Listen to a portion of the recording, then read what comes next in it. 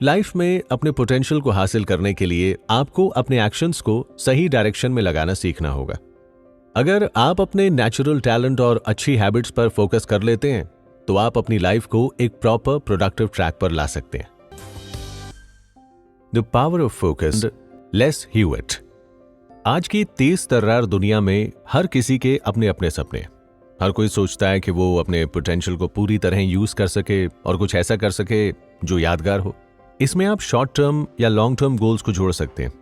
Short term goal जैसे exam में अच्छे मार्क्स लाना, एक अच्छी जॉब या बिजनेस सेट करना हो सकता है, और लॉन्ग टर्म गोल में एक गाड़ी लेने से लेकर एक घर खरीदना भी हो सकता है।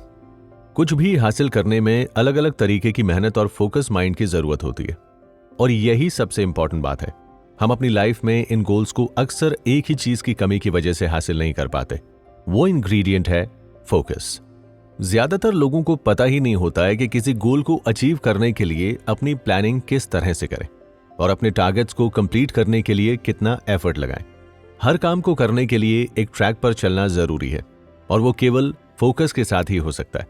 और इस फोकस का कनेक्शन आपकी लाइफ के बहुत सिंपल एलिमेंट्स से जुड़ा होता है, जिन्हें आप डेली रूटीन में नोटिस भी नहीं करते हैं। सक्सेसफुल बनने के लिए जरूरी है कि आप गुड हैबिट्स को अपनाएं और अपनी बैड हैबिट्स में सुधार लाएं। हम सबका अपने दिन को गुजारने का कुछ ना कुछ रूटीन होता ही है। अब कुछ प्लान्स ऐसे होते हैं जो रोज रोज नहीं बनते और उनके लिए आपको स्पेशली टाइम निकालना पड़ता है। लेकिन वहीं दूसरी तरफ कुछ ऐसी चीजें होती हैं जो आपके शेड्यूल का परमानेंट पार्ट होती है। जैसे हर दिन आप उठकर ब्रश करते हैं, नहाते हैं, अच्छे से ड्रेसअप होते हैं और नाश्ता करते हैं। चांसेस ये हैं कि आप इन चीजों को डेली करते हैं, तो इनके बारे में सोचने की बिल्कुल भी जरूरत नहीं होती होगी।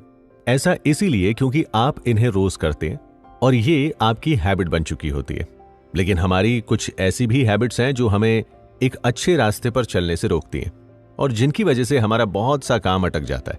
छोटी छोटी चीजें जैसे अपनी कार की चाबियां भूल जाना, बहुत ज्यादा जंक फूड खाना, टाइम से नहीं सोना, ये सब आगे चल के आपके मोमेंटम को खराब कर सकती है। तो ये बात तो साफ है कि आपकी हैबिट्स ही आपकी लाइफ की क्वालिटी को डिसाइड करेंगी, और अगर आपको अपना फ्यूचर अच्छा करना है तो इन आदतों पर काम करना पड़ेगा। अपनी अच्छी आदतों को कंटिन्यू रखिए और कोशिश करिए कि आप बैड हैबिट्स में भी सुधार कर सकेंगे। सबसे जरूरी है इन खराब आदतों को आइडेंटिफाई करना, फिर उनके होने के चांसेस को धीरे धीरे कम करते जाना। एग्जाम्पल के लिए, यदि आप वीक में हर दिन लेट सोकर उठते हैं तो कोशिश करिए एटलीस्ट एक दिन जल्दी उठें, फिर धीरे धीरे उसे बढ़ाते जाइए।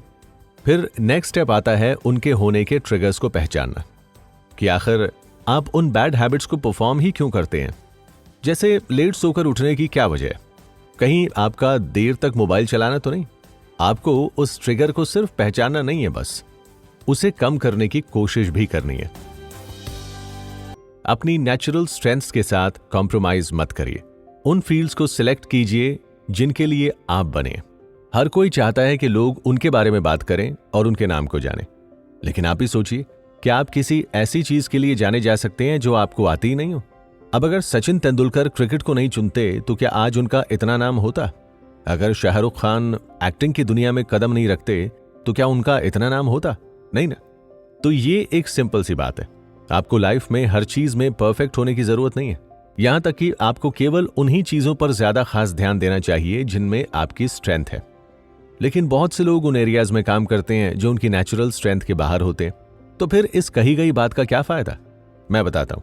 मान लीजिए कि आप अपनी 11th और 12th क्लास में, और आपके पेरेंट्स ये फैसला करते हैं कि अब आप IIT की तैयारी करेंगे, और भले ही आपका मन स्पोर्ट्स में जाने का हो, लेकिन अपने पेरेंट्स के लिए आप इसे एक्सेप्ट कर लेते हैं। मैं आपको गारंटी दे सकता हूं कि भले ही आप शुरुआत में इस प्रिपरेशन को ठीक से कर लें, लेकिन जैसे जैसे आप अपनी जर्नी में आगे बढ़ेंगे आपको फील होगा कि आपकी प्रोग्रेस नहीं हो पा रही है। और इसका सीधा रीजन यही है कि आप एक ऐसी चीज में अपने एफर्ट्स डाल रहे थे जिसमें आपकी स्ट्रेंथ और मन दोनों ही नहीं थे। वहीं अगर दूसरी तरफ यही एफर्ट्स अगर आपने अपनी फील्ड में लगाए होते जिसके लिए आप नेचुरली प्रोग्राम्ड थे, तो आपकी जर्नी कभी भी बीच में नहीं रुकती और आप इसमें कामयाब होते। अब आपने अपनी फील्ड चुन ली है, लेकिन इस केस में भी चैलेंजेस तो आएंगे। अक्सर लोगों के मन में सवाल आता है कि आखिरकार हम अपने काम को कैसे मैनेज करें और उस टास्क को कैसे ढूंढें जिसको सबसे ज्यादा प्रायोरिटी देनी चाहिए। ऑथर कहता है इसका एक आसान सा तरीका है, जब भी आपको अपनी टॉप प्रायोरिटी ढूंढने में दिक्कत आ रही हो तो आपको खुद से कुछ सवाल पूछने और इनमें से किसी एक आंसर को चुनना है। पहला है डंप करना। खुद से पूछिए कि क्या ये काम जरूरी है और क्या इसके कुछ फायदे हैं। अगर नहीं तो इस काम को डंप कर दीजिए। दूसरा है काम को डेलीगेट करना।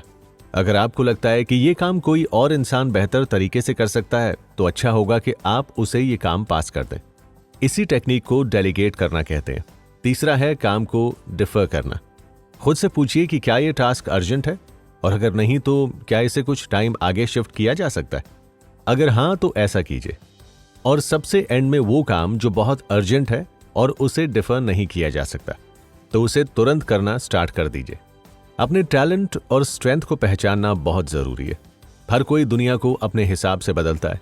अगर हम सब एक ही काम करने लगेंगे तो दुनिया में कभी भी कोई इनोवेशन नहीं होगा और हम एक ऐसी लाइफ जिएंगे जिसके लिए हम बने ही नहीं हैं।